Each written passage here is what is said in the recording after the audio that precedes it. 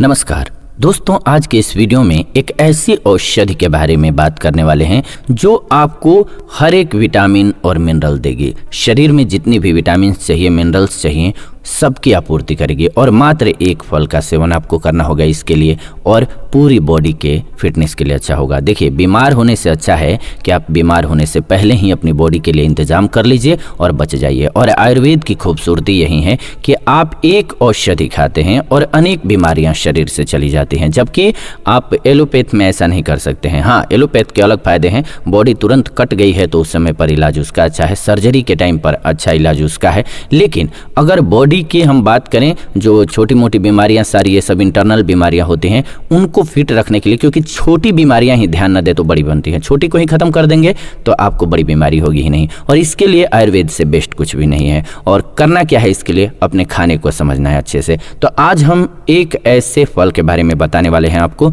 जो सभी पोषक तत्वों को देगा। जी हाँ, बात कर रहे हैं हम पपीता की। और पूरी वीडियो देखिएगा बिना स्किप किए हुए। पपीता आपको क्यों खाना चाहिए अच्छे से समझ जाएंगे और इस वीडियो का लाभ आपको जरूर मिलेगा।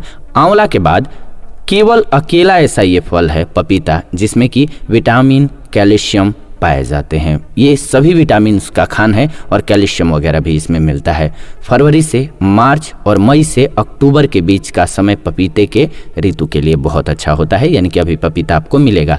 कच्चे पपीते में विटामिन ए और पके हुए पपीते में विटामिन सी की मात्रा ज़्यादा हो जाती है। अगर कच्चा खाइएगा तो विटामिन ए ज़्यादा रहेगा और पका हुआ खाइएगा तो उसमें विटामिन सी ज़्यादा हो जाएगा। पपीते में कैल्शियम, फास्फोरस, लौह तत्व, vitamin A, vitamin B, vitamin C, vitamin D, protein, कार्बोज, खनिज, ये सभी अलग अलग तत्व जो हैं सब पाए जाते हैं। हमारी बॉडी के लिए ये बहुत ज़रूरी होते हैं। तो पपीते का हमारी बीमारियों पर इसीलिए बहुत कंट्रोल है। तो पपीते का सेवन आप जरूर कीजिए, इससे बीमारियां कंट्रोल होती हैं। पपीते में कार्पेन या फिर कार्पेइन बोलते हैं, ये एक क्षारीय तत्व होता है, हमारे रक्तचाप को नियंत्रित करता है, यानी कि ब्लड प्रेशर को कंट्रोल करता है। इसी कारण से जिनको हाई ब्लड प्रेशर की शिकायत होती है, यानी कि उच्च रक्तचाप के जो रोगी होते हैं, उनको कच्चा पपीता नियमित रूप से खाना चाहिए। अगर आपको हाई ब्लड प्रेशर की शिकायत है तो आपको कच्चा पपीता खाना चाहिए नियमित रूप से। खूनी बवासीर है या फिर बादी यानी कि सूखा बवासीर है तो बवासीर के रोगियों को प्रतिदिन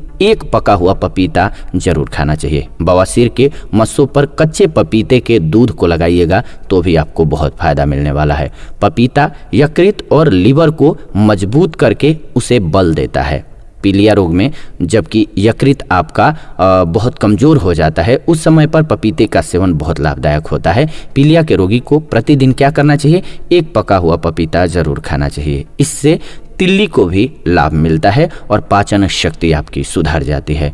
महिलाओं में अनियमित मासिक धर्म की समस्या जो होती है वो बहुत कॉमन होती है। कभी पीरियड लेट आएगा, कभी पहले आ जाएगा। तो समय से पहले या समय के बाद मासिक धर्म आता है, अधिक या फिर कम ब्लड आता है तो दर्द भी होता है। ऐसे में तो मासिक धर्म की सभी समस्याओं को कंट्रोल करने के लिए पपीता बहुत अच्छा होता है। 250 ग्राम पका हुआ पपीता रोज कम से कम 1 महीने तक लीजिए, आपकी ये समस्या कंट्रोल हो जाएगी। इससे मासिक धर्म से संबंधित जितनी भी परेशानियां हैं आपकी वो दूर हो जाएंगी।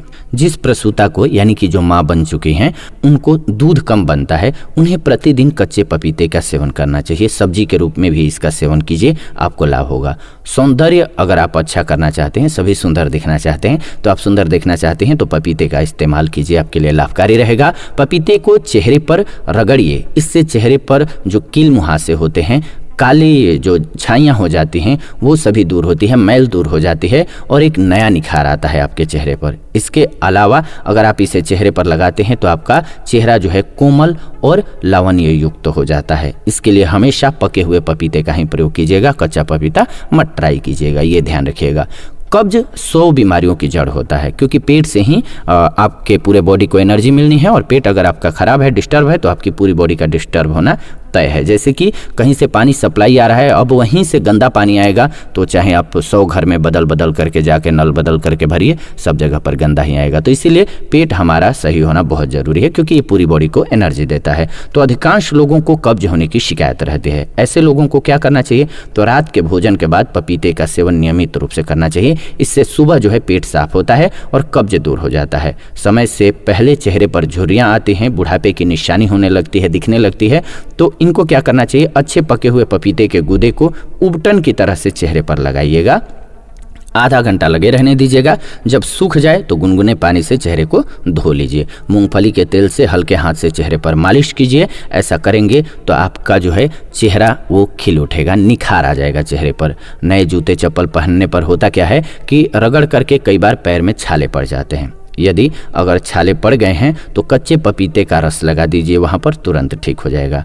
पपीता वीर्यवर्धक भी होता है। जिन पुरुषों को वीर्य की कमी होती है, शुक्राणु की कमी होती है, उन्हें नियमित रूप से पपीते का सेवन करना चाहिए। आपका दाम्पत्य जीवन सही चलने लगेगा। हृदय रोगियों के लिए भी पपीता बहुत लाभकारी होता है।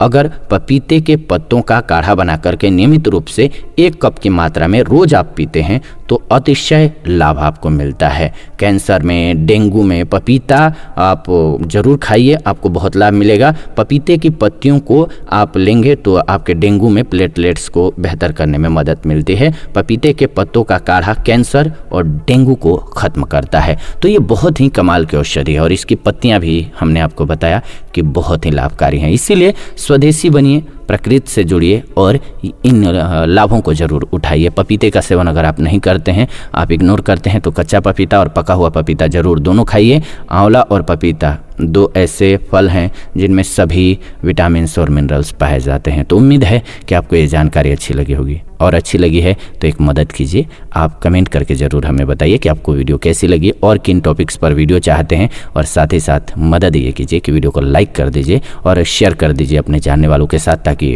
वीडियो पर अच्छे व्यू आएँ। तो मुझे खुशी होगी आप सभी के हेल्प से। और साथ ही साथ ये वीडियो आप सभी देख रहे हैं आयुर्वेदिक उपचार चैनल के माध्यम से।